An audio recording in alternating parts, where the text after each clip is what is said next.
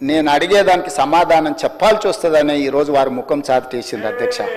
అధ్యక్ష ఇప్పుడే లెక్కలు ఇచ్చిండ్రు అధ్యక్ష. చంద్రశేఖరరావు గారు ప్రతిపక్ష నాయకుడు అధ్యక్ష.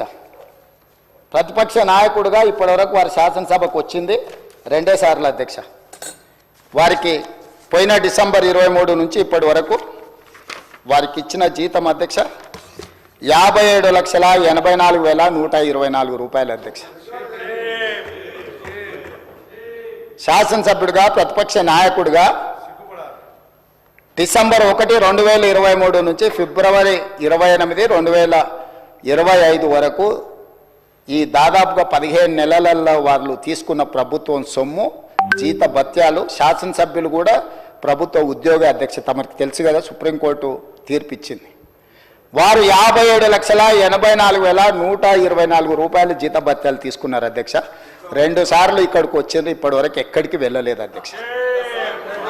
ప్రభుత్వ జీత భత్యాలు తీసుకొని ప్రజల్ని గాలికి వదిలేసి తెలంగాణ రాష్ట్రాన్ని కర్మకు వదిలేసిన ప్రధాన ప్రతిపక్ష నాయకుడు ఈరోజు వాళ్ళను ఇట్లా తయారు చేసి రేబీస్ వ్యాక్సిన్ రియాక్షన్ వచ్చినట్టుగా వాళ్ళు వ్యవహరిస్తుంటే ఏం చెప్పాలి అధ్యక్ష?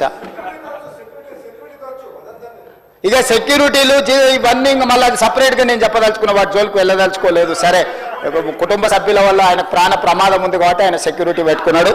సరే, అది సహజం, అందుకే ఆయన దూరంగా ఉంటున్నాడు వాళ్ళకు చుట్టూ పోలీసు పహారాల మధ్య అధ్యక్ష. సరే, అది వారి సమస్య అనుకోండి, నేను దాని జోలికి వెళ్ళదలుచుకోలేదు. సో ఈరోజు ఎస్ఎల్బిసి పూర్తి చేసి ఉంటే నల్గొండ కష్టాలు తీరు ఉండేటివి కదా, డిండి ప్రాజెక్టు పూర్తి చేసి ఉంటే నల్గొండ కష్టాలు తీరు ఉండేటివి కదా, మా పాలమూరు రంగారెడ్డి ఎత్తిపోతల ప్రాజెక్టు ఈరోజు జూరాల నుంచి నీళ్లు తీసుకుని ఉంటే రాయలసీమ నీళ్లు దొంగిలించే అవకాశం ఉండకపోతుండే కదా అధ్యక్ష. ఈరోజు కృష్ణా నదిలో మొత్తం ప్రాజెక్టుల మీద వివరాలు తీయండి అధ్యక్ష. ఎవరి హయంలో ప్రారంభమైనాయి, ఎవరి హయంలో పూర్తయినాయి, ఎవరు అన్యాయం చేసిండ్రు. పెద్దలు చంద్రశేఖరరావు గారిని రమ్మని ఉండే అధ్యక్ష, తమరైన వ్యక్తిగతంగా మాట్లాడండి. వారు ఏ రోజు వస్తారో వారు ఈ సభలో ఉన్నప్పుడే కృష్ణానది జలాల మీద చర్చ పెడతాము. ఈ చర్చలో ఒకవేళ మా తప్పేదైనా ఉందని నిరూపిస్తే సభా సాక్షిగా చంద్రశేఖరరావు గారికి, బీఆర్ఎస్ నాయకులకు నేను క్షమాపణ చెప్తా అధ్యక్ష. ఇది నా సవాల్ అధ్యక్ష చంద్రశేఖరరావు గారికి. సవినయంగా నేను చంద్రశేఖరరావు గారికి సవాలు విసురుతున్న కృష్ణా పరివాహక ప్రాంతంలో కృష్ణానది జలాలలో ఈరోజు తెలంగాణకు శాశ్వతంగా అన్యాయం జరిగింది చంద్రశేఖరరావు గారి హయంలో.